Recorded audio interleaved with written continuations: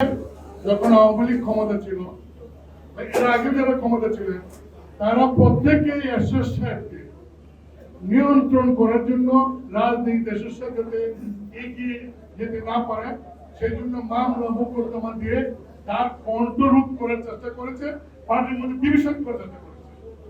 এখন আমরা মনে করি যে ছাত্র জনতাদের কোনো অভ্যুত্থান ঐতিহাসিক, সে অভ্যুত্থানের পরে এখন আমাদেরকে কেউ সরকারের পক্ষ থেকে নিয়ন্ত্রণ করছে না, করবেন আশা করি, যেহেতু এটা একটা নন পলিটিক্যাল নন পার্টির একটা গভর্নমেন্ট, ইন্টারিম গভর্নমেন্ট। তাই জাতীয় পার্টি এখন স্বাধীন।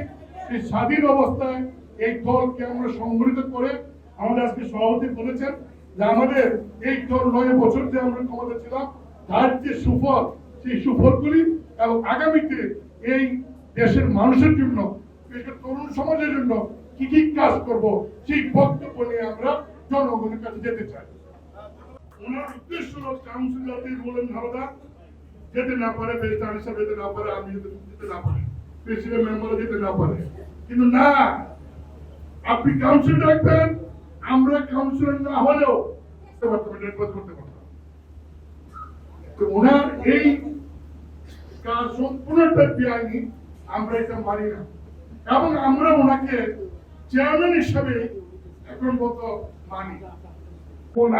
তাহলে আপনি কিসের গণতন্ত্রের কথা বলেন?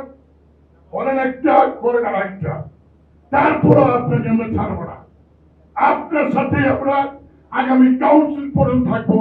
কাউন্সিলিং ইন্টার্ন হবে সারা দেশের জাতীয় পার্টির সমস্ত কাউন্সিলররা কাকে চেয়ারম্যান চায় এবং কাকে বস চায়, সেই কাউন্সিলের কে সামনে রেখে আজকে আমরা এই প্রক্রিয়া করছি।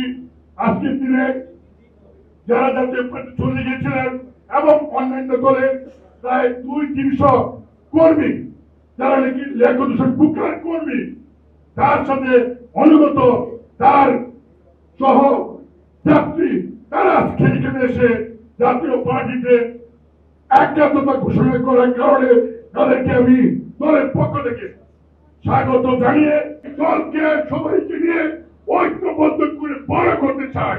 এই হলো তার সাথে আমাদের ডিফারেন্স।